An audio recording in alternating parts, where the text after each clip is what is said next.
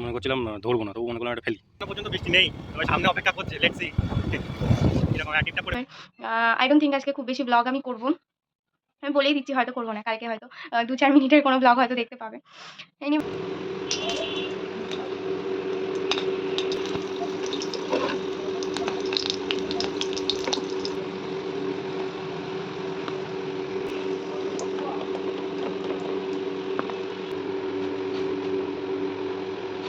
আর হচ্ছে আজকে মাছের ঝালটা এত মারাত্মক ভালো হয়েছিল, আমি কি বলবো তোমাদেরকে।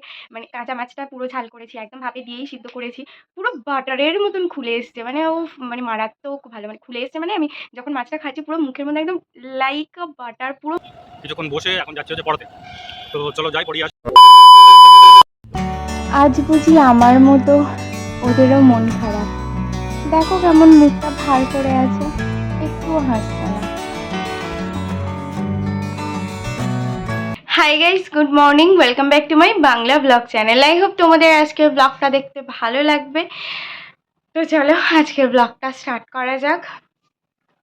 মানে আকাশের যা অবস্থা দেখলে এক্ষুনি করেই কেন বলছি, এক্ষুনি হয়তো বৃষ্টি চলে আসবে, এতটাই অন্ধকার হয়ে আছে।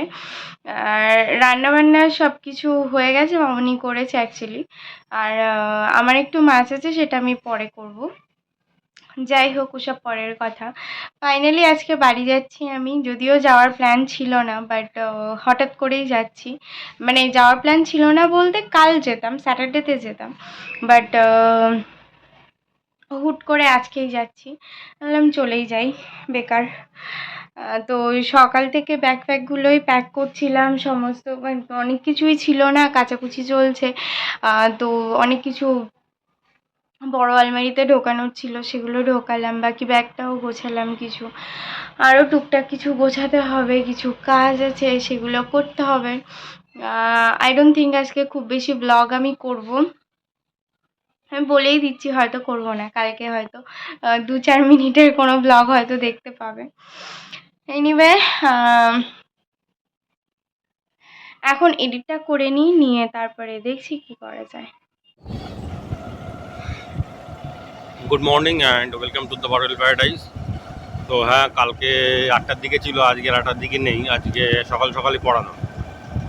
তো উঠে ফ্রেশ ট্রেশ হয়ে এখন যাচ্ছে হচ্ছে পড়াতে, আর দেরিও হয়ে গেছে 10 মিনিট। তো চলো যাই পড়িয়ে আসি। আর বৃষ্টি তো পড়ছে টিপটাপ করে, কিছু করার নেই। তো চলো পড়িয়ে আসি, তারপরে কথা বলবো।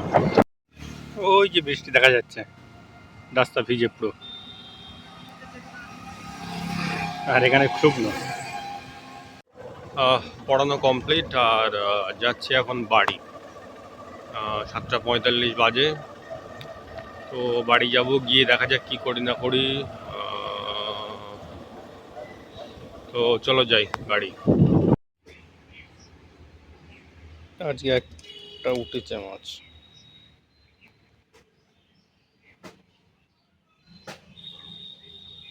তিনটে মাত্র মাছ উঠেছে, তাও তাও ভালো, একটা বড় উঠেছে। মনে করছিলাম ধরবো না, তবু মনে করলাম একটা ফেলি। ছিপটা ফেলে দেখলাম তো 3টে মাছ উঠলো। বাড়ি থেকে তো বেরিয়ে এসেছি, আর দেরিও হয়েছে। আর ব্যাপার হচ্ছে এদিকে তো বৃষ্টি হচ্ছে না। জাহিদের সঙ্গে দেখা হলো, ওর দুজনেই রেনকোট পরে আছে। জানি না সামনে কি আছে, মনে হচ্ছে ভালোই বৃষ্টি হচ্ছে। এখানে এখনো পর্যন্ত বৃষ্টি নেই, তবে সামনে অপেক্ষা করছে, লেটস সি এরকম টিপটাপ করে পড়েছে, দেখা যাক কত দূর আছে। ওদিকে নেই কিন্তু এইদিকে আছে।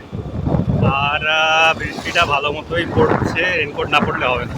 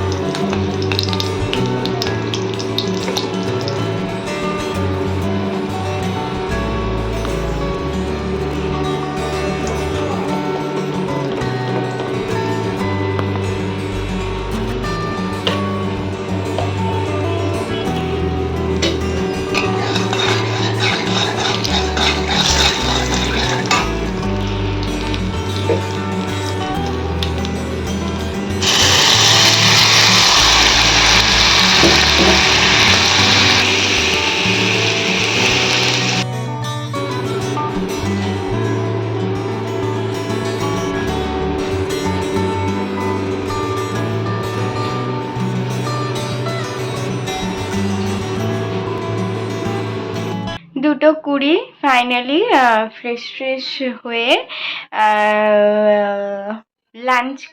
লাঞ্চ আগে করেছি। লাঞ্চ আগে করে তারপরে বাসন টাসন মেজে স্নান করে এই জাস্ট ঘরে আসলাম।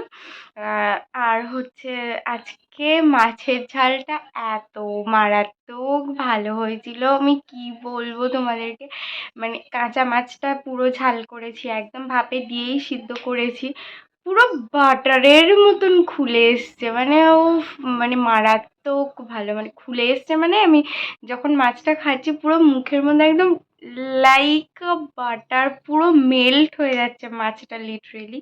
মাছটা ছোট হলে কি হবে, তেলও অনেক হয়েছে আর খেতেও ভালো ছিল খুব।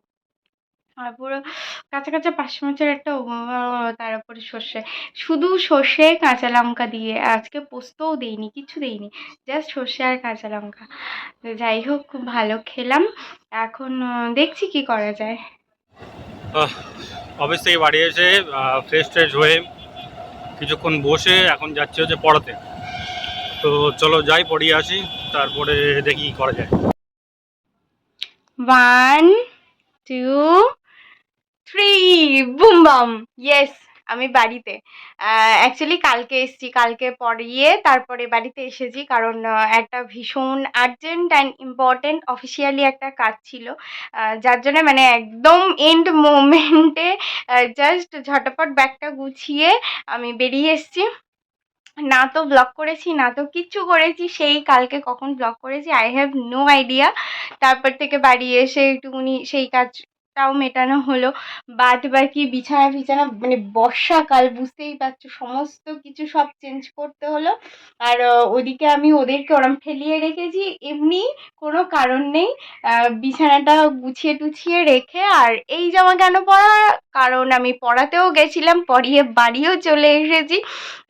কালকের থেকে আজকে পর্যন্ত অনেক কিছু হয়ে গেছে, বাট হ্যাঁ আমি ব্লগ করতে পারিনি। দাঁড়াও তো ফোনটা রাখি।